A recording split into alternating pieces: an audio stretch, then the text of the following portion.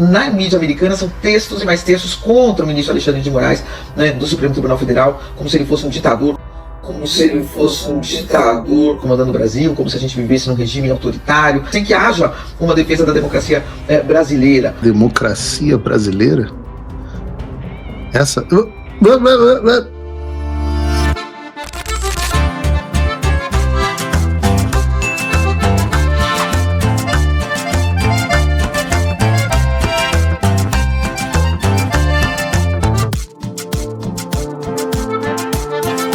Para que esse programa seja um sucesso e continue sendo líder de audiência, eu preciso de você. Você, aquele meu fiel escudeiro que vai lá e crava o dedo no like sem medo, aquele que tá apertando o botão do repost no X, aquele que tá mandando o programa nos grupos, aquele que está mandando o programa para os amigos e principalmente aquele que manda para os inimigos, porque afinal esse é o Paulo Figueiredo Show. Há menos de 2 anos o que aconteceu no Brasil era aplaudido no exterior. O Alexandre era celebrado em eventos internacionais por ter sido salvador da democracia brasileira contra o golpe fascista. O STF era um modelo para o restante do mundo. Era só matéria boa e isso acabou. Acabou! Ora, como seria possível nós termos conseguido chegar a esse ponto sem mudar a opinião pública global? Com fatos, tudo que nós dissemos aqui são fatos, mas nós tivemos uma árdua campanha, vou falar sobre isso mais aqui, para manter este assunto no coração e mente das pessoas no mundo inteiro, a ponto de nós chegarmos nisso que a gente está vendo. A ponto de nós vermos, por exemplo, uma Mônica Bergamo, um beijo, Mônica, falando sobre as dificuldades gigantescas do governo Lula e do STF em defender a imagem do Alexandre diante da mídia. Você tem vídeo, Bruno? Eu acho que a gente tem vídeo.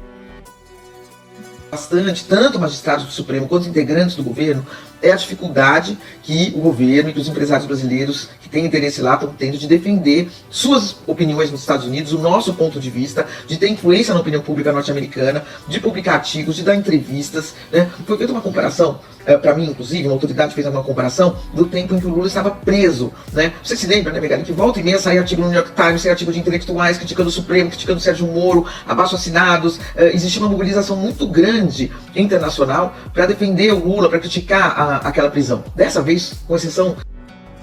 A gente aprendeu bastante, tá, Mônica? Uma das coisas que o professor Olavo de Carvalho nos ensinava era a utilizar todas as artimanhas da esquerda contra ela mesma. Então, reparem que muitas das coisas que nós estamos fazendo aqui, a esquerda deu o roadmap, né, o mapa da mina. Na entrevista do próprio presidente Lula ao New York Times, né, o que abundam na mídia americana são textos e mais textos contra o ministro Alexandre de Moraes, né, do Supremo Tribunal Federal, como se ele fosse um ditador comandando o Brasil, como se a gente vivesse num regime autoritário, sem que um outro ponto de vista seja contemplado, sem que o governo consiga defender o ministro, sem que o Supremo consiga defender o ministro, sem que haja uma defesa da democracia brasileira, né, sem que se consiga levar o ponto de vista, os fatos de que... Democracia brasileira? Essa aí que prende, etc., que o Wall Street Journal falou, é democracia brasileira. O ministro Alexandre, por mais que se possa criticar os seus atos, e ele é muito criticado, inclusive, aqui dentro do Brasil, né? Inclusive dentro do Nem tanto. próprio Supremo, mas ele é um ministro indicado numa democracia. Peraí, quem criticou o ministro Alexandre no Supremo, Mônica? Eu não sei, o André Mendonça, talvez? É um juiz que tem autonomia, que pode dar as decisões que quer, tem legitimidade para isso, tem mandato para isso, e essas decisões podem ser revistas por um colegiado, ou seja, não existe absolutamente nenhum paralelo com nenhuma ditadura. Mas esse ponto de vista não chega na opinião pública. Eu conversei até com uma... Tirando todos esses que a Mary O'Grady fez, né? Tirando todos esses, não tem paralelo nenhum com uma ditadura. Tirando esses 18 que é o Wall Street Journal ilustrou. Americana, né? Eu conversei até com uma pessoa do governo brasileiro envolvida nas tentativas de negociação com o governo Trump, que disse que sim, que há essa dificuldade, né? Mas que é difícil, tá complicado. Que na época do Lula era mais fácil, porque o Lula era uma liderança de décadas e décadas, com muitos amigos, muitas alianças no exterior, em torno da personalidade dele, daquela situação dramática de prisão, né? Mas que agora está muito mais diluído isso. Né? Então, há essa dificuldade e há essa preocupação, Megali, de uma falta de espaço para um outro ponto de vista sobre o Brasil também ser divulgado lá. Que chato quando isso acontece. Rapaz, eu não estou tendo dificuldade, não. Inclusive, dei entrevista para o Financial Times, falei com o The New York Times, falo com frequência com o Wall Street Journal. Eu não tenho dificuldade. É que vocês têm um problema. E é o problema que a Mônica não consegue entender, e eu vou explicar aqui, é que o problema é que os fatos estão do nosso lado. O problema é que a reportagem da Mary O'Grady lista todos os fatos. Ora, a AGU publicou uma reportagem, um artigo no The New York Times um tempo atrás, que não conseguiu explicar nada. Barroso mandou uma carta para o Trump e não conseguem explicar nada. Vocês só usam jargões de nós defendemos uma ameaça contra as instituições, ameaça contra a democracia. São esses chavões, assim, o Trump já ouviu isso durante muito tempo, então isso não tem mais eco aqui fora. Vocês precisam atualizar o discurso. Depois eu explico como é que se faz a assessoria de imprensa. Mas o fato é que quando a questão é Alexandre de Moraes e violação de direitos humanos, vocês não perderam apenas a guerra da narrativa. Vocês perderam os fatos. Fatos são teimosos, são coisas teimosas, eles voltam a aparecer. Jesus, que incorpora o Logos e a verdade, fala que se a verdade é tão poderosa, né? Ele, que é o Logos, o caminho, a verdade e a vida, é tão poderoso que se você não falar, até as pedras falam. E eu sou aqui um pobrezinho, um coitado, uma pedra falando. As pedras estão falando a verdade dos fatos. Então não é dificuldade para defender a imagem.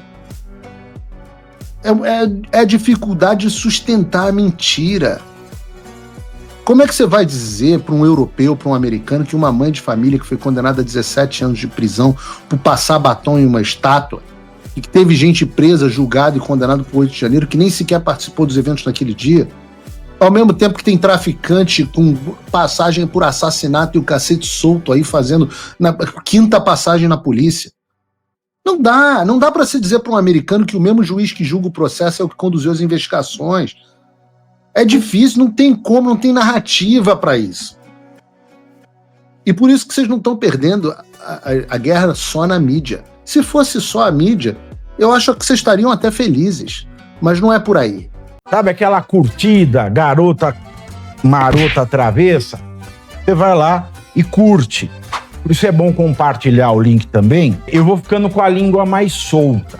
Quando tá xoxinho assim, que nem agora, eu fico assim, não. Mas daí quando a coisa vai aumentando,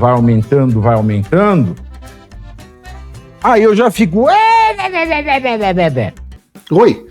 Diante dos inúmeros bloqueios que eu venho recebendo do STF e também todo o boicote do YouTube, canais de cortes dos meus vídeos como esse são muito importantes para fazer a minha mensagem chegar ao máximo de pessoas possível.